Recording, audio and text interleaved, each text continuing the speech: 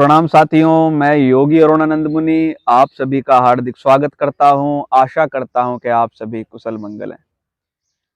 साथियों, एक प्रश्न सत्संग के दौरान पूछा गया है, मैं आपके साथ आज शेयर कर रहा हूं। बहुत ही अच्छा प्रश्न है कि मरने के बाद और जन्म लेने के पहले क्या होता है। तो कुछ मित्र कहते हैं कि मरने के बाद बताने कौन आया है कि मरने के बाद क्या होता है। बात भी सही है भाई, मरने के बाद कौन बताने आया कि क्या होता है। और इस प्रश्न के बारे में लोगों के अपने अपने मंतव्य हैं, अलग अलग मान्यताएं हैं, अलग अलग संप्रदायों के अलग अलग तथ्य हैं कि मरने के बाद क्या होता है। तो कोई कुछ मानता है, कोई कुछ मानता है। विभिन्न मतांतर के लोग अपनी अपनी बातें बताते हैं। अब किसको हम सत्य कहें, किसको असत्य कहें, बड़ा ही असमंजस हो जाता है। तो आज हम इस पर स्वतंत्र विचार करेंगे।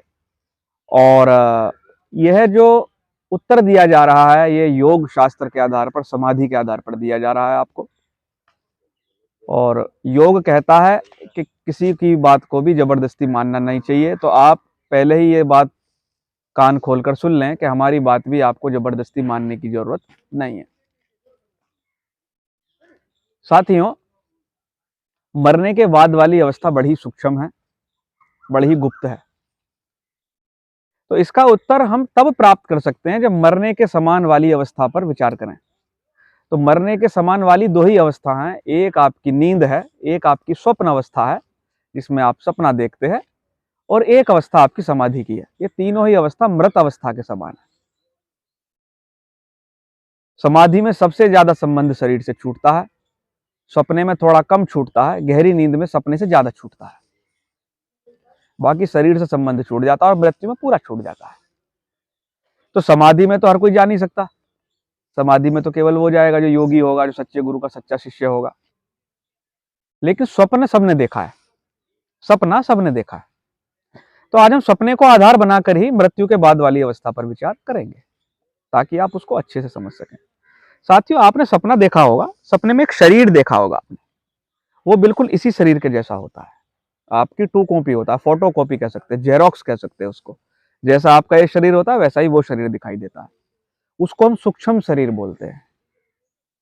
और वही शरीर मरने के बाद भी काम करता है। वही शरीर, ध्यान रखना, मरने के बाद भी वही शरीर रहता है। उसको हम सूक्ष्म शरीर बोलते हैं। वही शरीर सपने में देखते हैं, और वही शरीर आपको संप्रज्ञात स्तर की समाधि में भी दिखाई पड़ता है। ये योग की अवस्था है। उस पर तो हम ज्यादा चर्चा नहीं करेंगे, क्योंकि जिस अवस्था का लोगों को मालूम ना हो उसके बारे में ज्यादा लोग कल्पना करने लगते हैं। वो करना ज्यादा उचित नहीं प्रतीत होता। तो वह शरीर आपने देखा है, सबने देखा है, सपना सबने देखा होगा। तो स्वप्न में क्या होता है साथियों, इस संसार से संपर्क कट जाता है और आप स्वप्न देखना शुरू कर देते हैं। और स्वप्न देखते समय सपने का किसी को मालूम नहीं चलता कि हम सपना देख रहे हैं। सपने की सृष्टि एकदम सच दिखाई पड़ती है, एकदम सच दिखाई पड़ती है।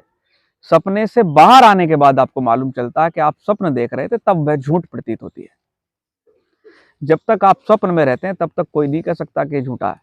सपना बिल्कुल सच दिखाई पड़ता है। यह सपने की विशेषता है।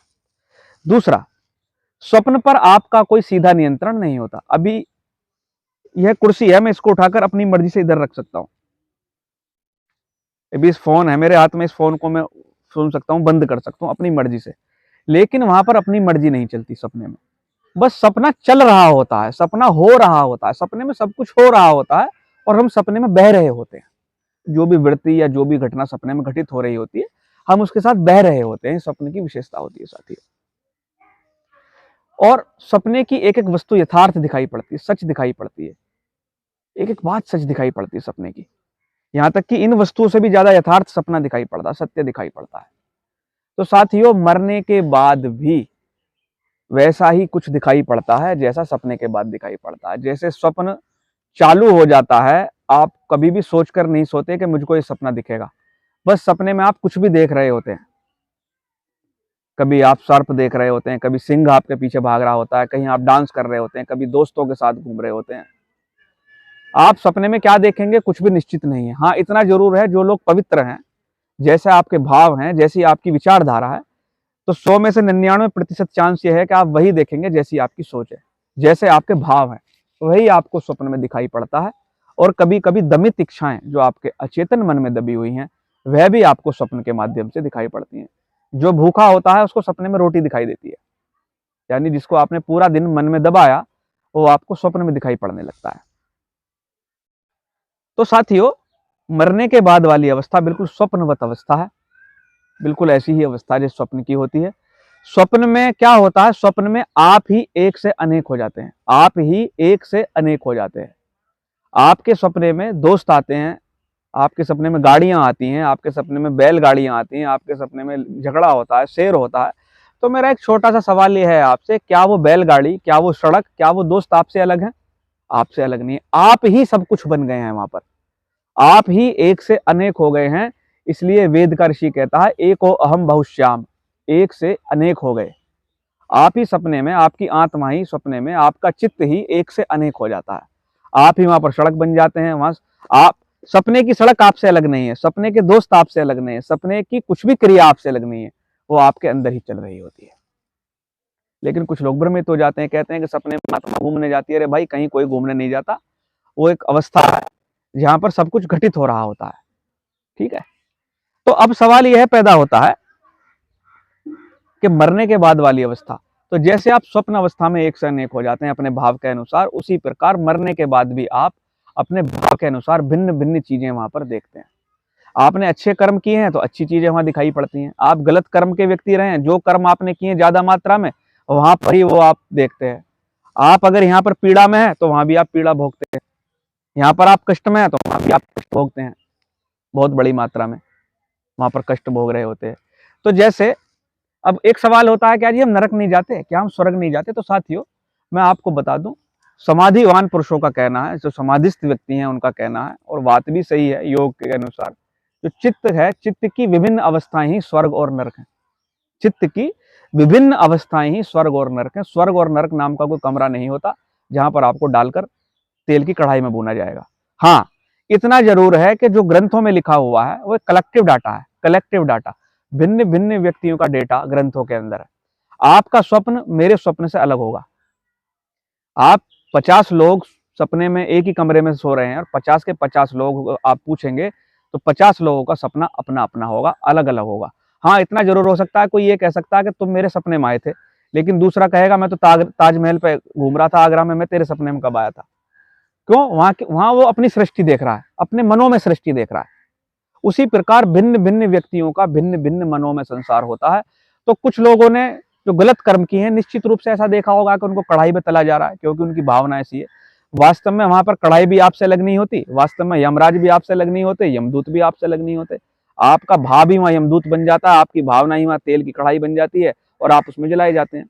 लेकिन इसका मतलब ये नहीं है कि सब लोगों के साथ वहां पर ऐसा होगा। जिसकी जैसी भावना होगी वैसा ही वो वहां पर देखेगा। अभी एक मुसलमान है, मुसलमानों को यमराज नहीं देखने में आते। मुसलमानों को कौन देखने में आते हैं? फरिश्ते देखते हैं मुसलमान, क्योंकि कुरान के अंदर, हदीस के अंदर लिखा हुआ है कि मरने के बाद खुदा के फरिश्ते आपको लेने आएंगे। उनको कभी यमराज दिखाई नहीं देते। क्यों? क्योंकि उनका इन चीजों पर बिलीव ही नहीं है, हिंदुओं की बातों पर। हिंदुओं को कभी मुसलमानों के फरिश्ते दिखाई नहीं देते, क्योंकि उसके अचेतन मन को इस तरीके से संस्कारित किया गया है कि वहां पर व्यक्ति उसको देख नहीं पाता।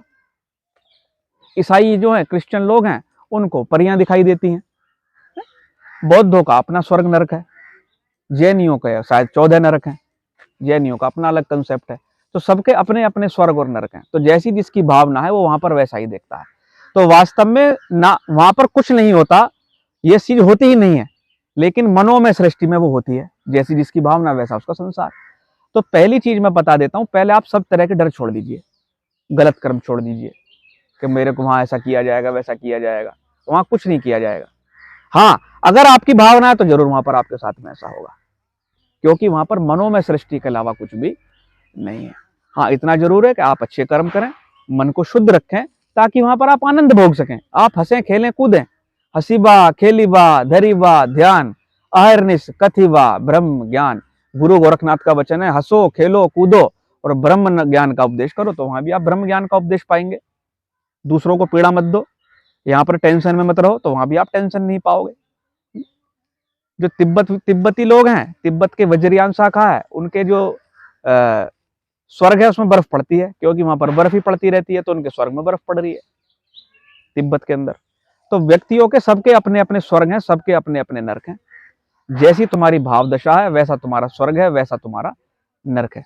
लेकिन लोग उसको बहुत ही दृढ़ रूप में विश्वास कर लेते हैं, और जब भाई तुम विश्वास कर लेते हो तो तुमको वहां पर दिखाई देता है, जैसे कि स्वप्न सृष्टि में आपको दिखाई देता है।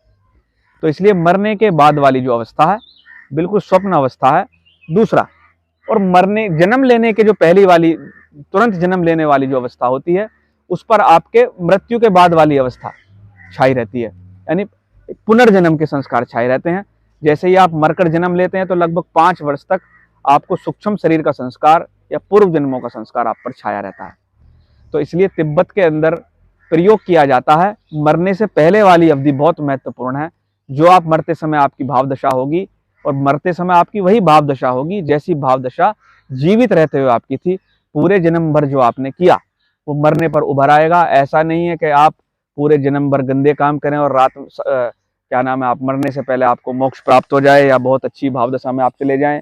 मरने के पहले वाली जो अवस्था है, जो मरने के पहले वाले क्षण है, वो पूरे जन्म के निचोड़ है, पूरे जन्म के कर्म संस्कारों का निचोड़ है। इसलिए हर क्षण जागे रहिए, हर क्षण शुभ कर्म करते रहिए, योग साधना करते रहिए, सत्संग करते रहिए, अच्छे विचारों में लीन रहिए, ताकि मरने के पहले आपकी भावदशा अच्छी हो। जो मरने के पहले की भावदशा होगी वही मरने के वाले बाद की भावदशा होगी। जो मरने के बाद वाली भावदशा होगी वही जन्म लेते समय आपकी भावदशा होगी। यह सब जुड़ा हुआ है साथियों। तिब्बत के लामा, जो तिब्बत के लामा है, वो मरने के 6 महीने पहले प्रयोग करना शुरू कर देते हैं, जिसको बारदो बोलते हैं। बारदो, बारदो में क्या किया जाता है, उसको नींद जैसी अवस्था में, स्वप्न जैसी अवस्था में, मृत्यु के जैसी अवस्था में सुझावों द्वारा, ऑटो सजेशन द्वारा पहुंचा दिया जाता है, और उसके अंदर से शुभ वृत्तियां उभारी जाती हैं। जो जो भी उसने शुभ सोचा है, शुभ देखा है, शुभ किया है, वो उसके अचेतन मन में उभारा जाता है कि तुम ये देख रहे हो, आज तुम ध्यान कर रहे हो, आज तुमने ये मंत्र किया, आज तुमने किसी को दान किया, आज तुमने उसका ये भला किया। वो चीजें उसके मन में उभारी जाती हैं मरने के 6 महीने पहले। उसको बारदो का प्रयोग बोलते हैं, ताकि जैसे ही व्यक्ति मरे तो वहां पर ही वो सुख का अनुभव करे, आनंद का अनुभव करे, कष्ट ना भोगे। उसकी बैड मेमोरीज को, बैड कर्म संस्कारों को, बुरे कर्म संस्कारों को वहां पर अचेतन से डिलीट कर दिया जाता है। इस प्रयोग का नाम है बारदो का प्रयोग। तिब्बत ने बड़े गहरे प्रयोग किए थे साथियों, क्योंकि ध्यानियों की परंपरा तिब्बत में रही है। वहां पर हर घर से एक बच्चा बौद्ध मठ में समर्पित किया जाता रहा है। आज भी वहां पर ऐसा है कि एक बच्चा आपका साधु बनेगा, एक बच्चा ध्यान करेगा। इसलिए तिब्बत में आज भी लामा पैदा होते हैं जिनके पास असीम शक्तियां होती हैं। चाइना उनको चाहकर भी पूरा खत्म नहीं कर पाया साथियों। तो हालांकि इस विषय पर हम ज्यादा चर्चा नहीं करेंगे, वीडियो बहुत लंबा हो जाएगा। तो मरने के बाद वाली जो अवस्था है वो ऐसी ही है जैसे आपकी स्वप्न की अवस्था है, पूरी मनोमय अवस्था है। तो आपने मेरे वीडियो से अनुमान लगा लेंगे। आप अच्छे कर्म कीजिए ताकि मरने के बाद भी आप अच्छे रहें और इधर भी आप अच्छे रहें। साथियों, वीडियो पसंद आए तो लाइक करना, शेयर करना, चैनल को सब्सक्राइब करना, और मैं आपके मंगल की कामना करता हूं। आपका भला हो। प्रणाम।